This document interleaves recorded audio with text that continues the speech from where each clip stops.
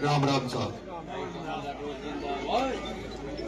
दुर्जनपुरा के सभी पंच पटेलों, युवा साथियों, सामने बहुत सारी बड़ी संख्या में माताएं भी खड़ी हैं। अंता में उपचुनाव हो रहा है।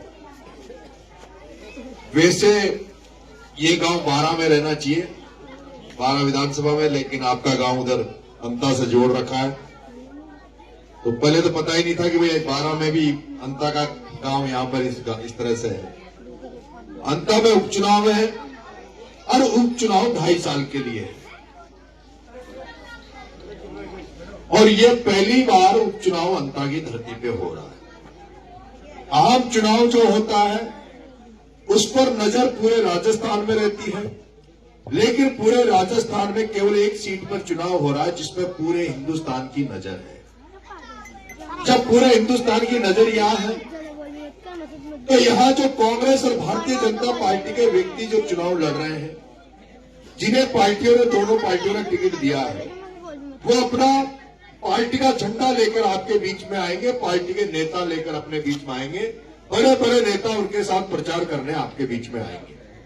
लेकिन ये नरेश मीणा एक साधारण परिवार में पैदा हुआ लड़का, जो 25 साल से छात्र राजनीति से निकलकर आया हुआ लड़का, जो 25 साल से जन सेवा में लगा हुआ है, जनता के हकों और हकूकों की लड़ाई लड़ता है।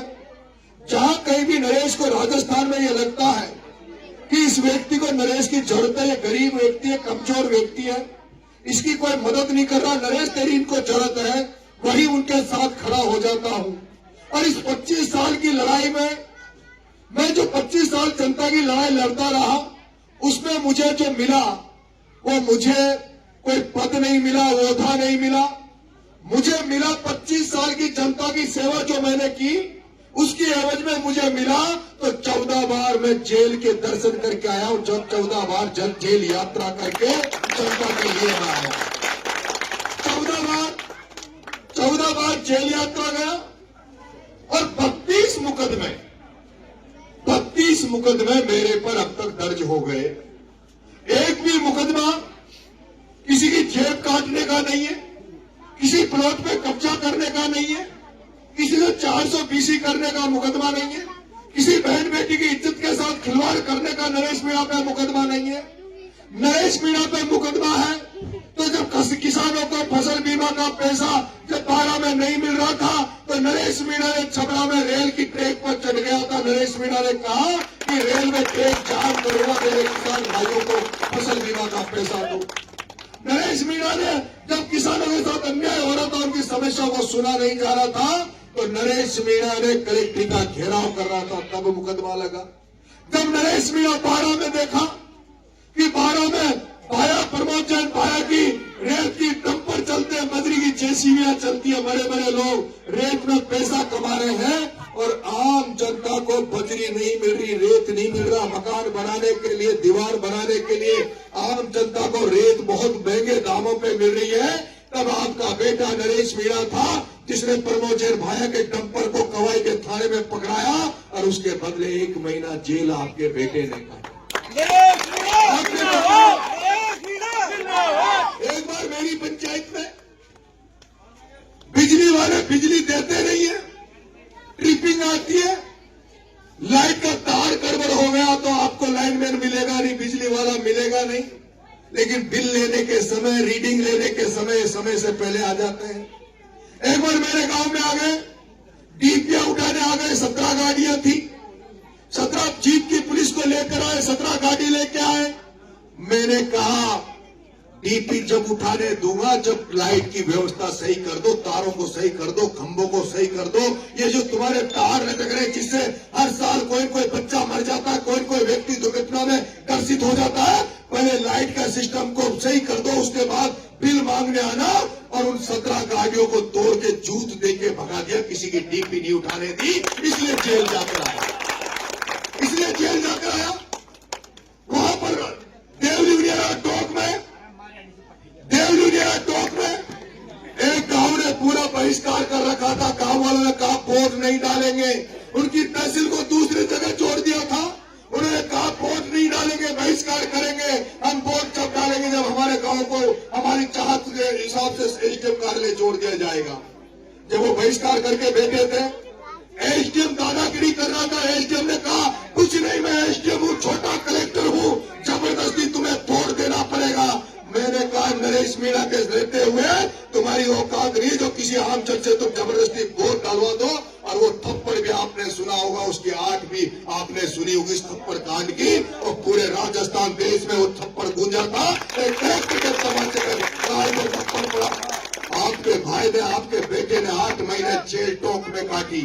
मुकदमा इतना बड़ा नहीं था, मुकदमा बड़ा नहीं था। थप्पड़ में 323, 341 लगती है, लेकिन इसलिए मुकदमा बड़ा हो गया कि तुम्हारा बेटा तुम्हारे लिए इन बड़े बड़े नेताओं से टकरा जाता है। तुम्हारा बेटा ओम बिरला से टकरा गया, तुम्हारा नरेश बेटा पिपलोदी के बच्चों को न्याय दिलाने के लिए जब वसुंधरा से टकरा गया तो वसुंधरा ने 40 दिन जेल में रख दिया। वसुंधरा ने 40 दिन जेल में रख दिया। तुम्हारा बेटा तुम्हारे बीच में जब बोल रहा हूं, यहाँ पर बेरवा समाज, मेघवाल समाज, दलित समाज बहुत है, ठाकर समाज भी है। मैं दलित समाज से कहना चाहता हूँ, ये नरेश मीणा वही नरेश मीणा है जो इंद्र कुमार मेघवाल की हत्या हो गई थी एक मटकी में पानी पीने के लिए। ये नरेश मीणा कई दिन तक धरना देकर जयपुर में बैठा रहा। ये नरेश मीणा वही था जो गरीब बच्चे पिपलोदी में भील समाज के, दलित समाज के बच्चे मर गए थे, उनको न्याय दिलाने के लिए 15 दिन अन्न छोड़ दिया था और हॉस्पिटल में भर्ती हो गया। सरकार से भी उनकी मदद करवाई और जनता से मिलकर 1 करोड़ भी उनकी मदद करवाई। मैं आपसे कहना चाह रहा हूँ, पूर्वी राजस्थान, पश्चिमी राजस्थान में कोई व्यक्ति सरकारी तंत्र की वजह से मर जाता है, वहाँ के नेता धरना देते हैं, 50-50 लाख की मदद करवाते हैं, लेकिन 12 जिले में कोई भी मर जाए तो नेता संभालते नहीं है। कोई पूछ नहीं रहा क्यों मर गया, कैसे मर गया। आज दिन तक 12 जिले वालों बता दो, कोई लाइट से मर गया, कोई सांप के काटने से मर जाता है, कोई खेत पे काम करने से मर जाता है, उसको सरकार 5 लाख रुपए देती है। कभी सुना किसी नेता ने किसी आदमी के लिए धरना दिया, ज्ञापन दिया या उसके लिए मदद करी? आपका बेटा एक बार नाहरगढ़ में 2 बच्चे लाइट से चिपक के मर गए थे, उनकी लाश को लेकर बैठ गया, 28 लाख रुपए की मदद उन बच्चों की कराई। मैं आपसे कहना चाह रहा हूँ, एक बार एमएलए बना दो, एक बार 2.5 साल के लिए मौका मांग रहा हूँ, 2.5 साल के लिए मौका मांग रहा हूँ। 78 साल से आप कांग्रेस बीजेपी को वोट दे रहे हो, बार बार हर बार एक बार बीजेपी एक बार कांग्रेस को बनाते हो। मुझे तो केवल 2.5 साल के लिए बना दो, किसानों की एक एक समस्या को दूर करूंगा, गरीबों की समस्या को दूर करूंगा। वादा कर रहा हूँ, जिस दिन आचार संहिता खत्म हो जाएगी उसी दिन किसानों को, हजारों किसानों को लेकर कलेक्ट्रेट में बैठ जाऊंगा और कलेक्टर से हिसाब मांगूंगा। कलेक्टर, जो सोयाबीन खत्म हो गई, जो धान की फसल खत्म हो गई, उसको नरेश मीणा तभी अनशन से उठेगा जब फसल बीमा का पैसा इन किसानों को दे दिया जाएगा, गरीबों को दे दिया जाएगा। हालात खराब है,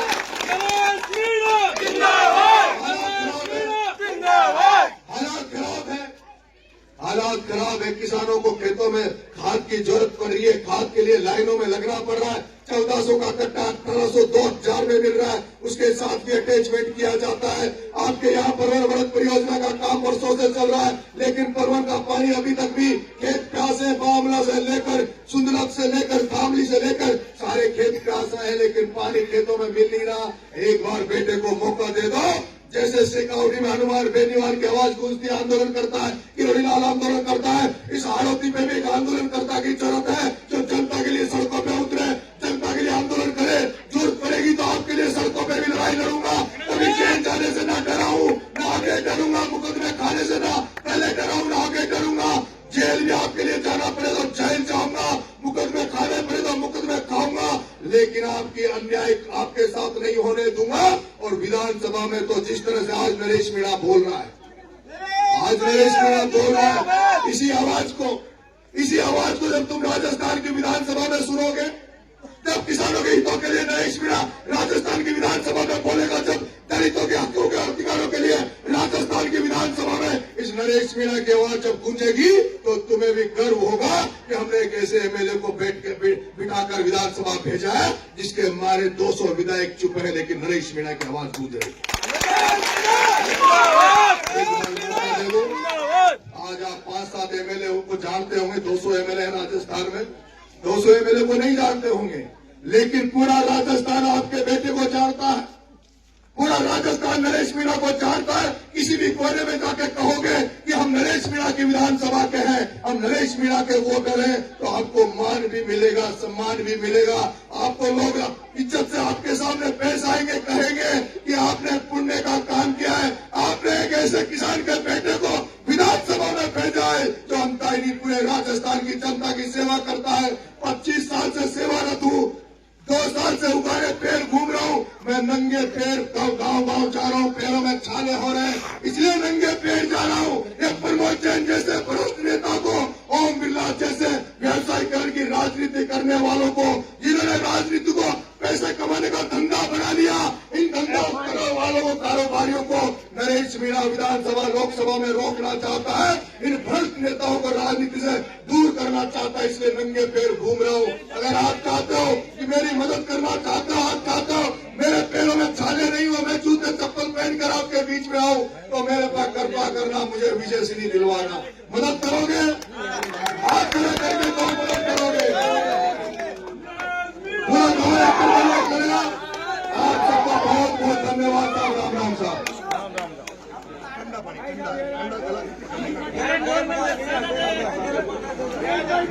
Yeah.